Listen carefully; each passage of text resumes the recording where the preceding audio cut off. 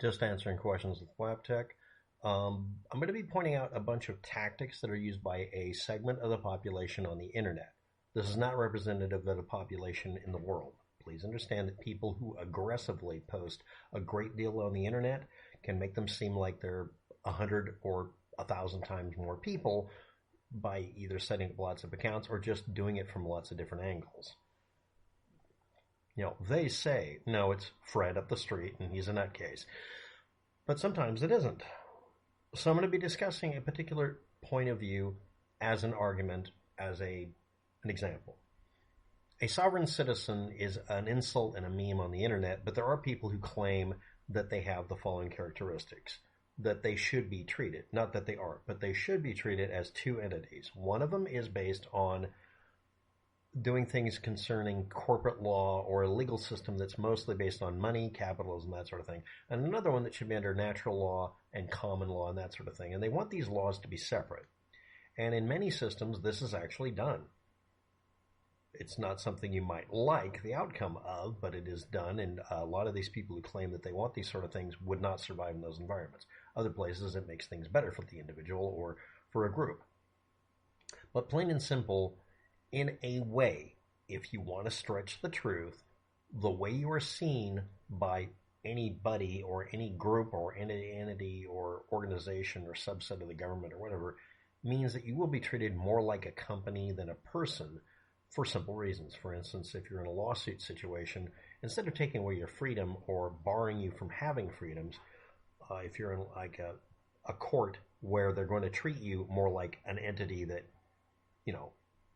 should not have their rights impugned or impinged or infringed, they might just say you have to pay a fine because you parked your car where you're not supposed to. And to keep people from doing that, you get a fine for it. Or you can park your car, but you have to pay a parking fee because it helps pay for the roads.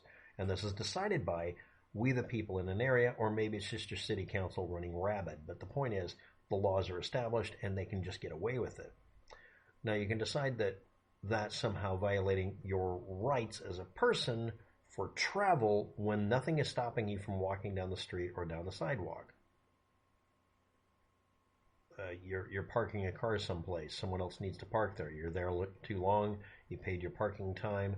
We've all decided that if you pay more, you get to stay more. I don't particularly like that, but okay. That's not my deal. I don't care. But the point is, that's just how things are. If you want to change them, you can change them.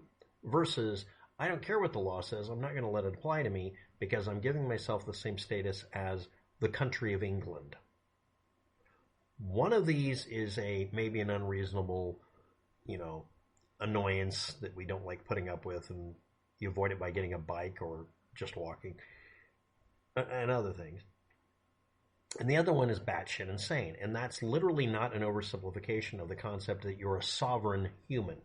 A sovereign human occurs in some societies. This isn't one of them. This is the United States. We don't have that. Some are more equal than others, but it's usually based on even less valid reasons. But a sovereign citizen may decide to carry around in their head or in a file on their computer or on them personally some sort of documentation or some sort of paperwork or some sort of history book that says they're right about whatever they're yelling. That's no different than me citing Smile Dog and looking up the origin story for the original Husky image that was used. I can find a very close, really, really close copy of it, but I can't perfectly say it's the right thing, but I can carry that along with the other images and reconstruct it.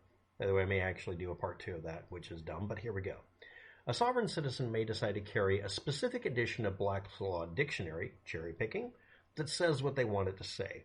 Or, as my experience goes, they literally just misquote it and say, go do your own research, and then when you look it up and can't find it, they say, oh, it's a secret version that only a special people have, at which point they're just bullshitting. Now, it's not something that anybody likes hearing that they're wrong on the internet, but as the joke goes, oh, I have to go ahead and do something. Why? Someone's wrong on the internet. References that are used are for common law to rationalize themselves as not being under the jurisdiction of the federal government, or local government, or county government, or state government, and exempt from U.S. federal law through selective use of obsolete versions of Black's Law Dictionary or a state court opinion that was eventually thrown out, Uniform Commercial Code, which doesn't apply for the same reason that the HVAC rules don't apply to whether or not you're truly hot. They might even cite fictitious and real treaties, sometimes from D&D, to give a real, a rationale for why they believe they are above the law or they don't have to do what we tell them, in a society. Now, unless you are a designated person who's considered special, like, let's say, you have diplomatic immunity, which I make fun of a lot, you don't actually have the ability to be above the law in most cases. There are certain very limited exceptions. For some people, it seems like they have carte blanche, but the point is, you have to follow the laws. And if you're aware of the law, you definitively do not have an excuse for not following it, simply because you want to do a YouTube video, cause a lot of trouble, get into trouble for page views. And this has turned into a cult. Now, I want to bring up originally, again, I'll say this in every video about it, the original reason for claiming to be sovereign citizen or any other bullshit version of the law was because people would watch real lawyers do the same bullshit to avoid themselves or a client having to pay taxes. It was a way to delay the taxes being paid as long as possible to give their client or themselves the option of leaving the country and not paying their taxes. Some people are so obsessed with not paying taxes that they're willing to literally lose American citizenship or be on the lam for the rest of their life. Or maybe they're just criminals. Or maybe they're hiding something that would come out if they gave up tax information. And see also religions in the United States being able to get away with this shit chronically for centuries. So let's move on. Now, using an obsolete version of the Black's Law Dictionary is very common. Misquoting it entirely is even more common on the internet. And refusing to accept any other version that doesn't say what you want it to say. They'll also look at 1787 Morocco Treaty that's no longer in place and has been superseded by decision of Morocco to claim that they are Moorish princes or something. This all ignores the idea of Supremacy Clause. The Constitution, as the law of the land, does exist, and the Supreme Court has an authority to interpret said law. Second clause of the Article number 6 of the U.S. Constitution. Ignoring literally the law you're quoting, misquoting it outright, bullshitting about it. These are the most common denominators with these kind of people. They're extremely argumentative, they pick fights with people, they get off on it. That's the only thing I can come from. And if you watch them on YouTube channels, they do this because it's a form of public display and play. Is the law what an early 20th century dictionary says it is? Is law what a bunch of judges in the 18th century England says about America? Is it what you see in folk tales? Is it what you see based on whatever it is you wish to cite? We're going to bring up legal guardianship. The legal term guardian, depending on how it's defined in a decision or in a court case or in a briefing, within that scope of that one trial, any word can be given a new meaning because it's being used as a kind of a shorthand for a long sentence definition. And they make it very clear in a court case that's what they're doing. In the case of the word guardian in the legal system, many places, but not all, say it's someone who is appointed by a court to protect and care for the health and well-being of an incapacitated person and or a child, because they're not able to take care of themselves and others have either failed or are not able to, that sort of thing. I have a relative that was declared to be the legal guardian for someone else's kid because they had gone through some major tragedy and they just literally couldn't handle anything anymore. They couldn't take care of their house, couldn't mow their lawn, couldn't do, all that kind of stuff, but also couldn't handle their own affairs.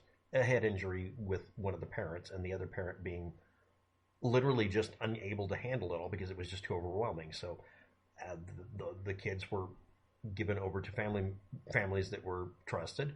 They were given guardianship so that they could take care of everything so that the grown-up parents could just chill for a while and get some space. That's usually carried out, but not always, in a particular court in the county where the kid is or where an incapacitated person is. And this could also have happened to the parents. And it may or may not be a probate court. Now, I'm saying that, and immediately I'm going to get a bunch of cat-like typing below. Not always probate. No. There are some parts of the United States where they don't bother with that. They have a local court. They're given authority to do this on a temporary basis, and that's how a guardian is declared. You can also, there's another word for guardian, where you decide that the person is like a godfather or god uncle or whatever, declared informally, and also given some legal capacity to make decisions for them in case you can't. You might decide to have your brother or sister do it, or your parents. And that can be declared a different way. But it uses the word guardian in many areas. It's still a legal term, but it has a slightly different meaning or a completely different one.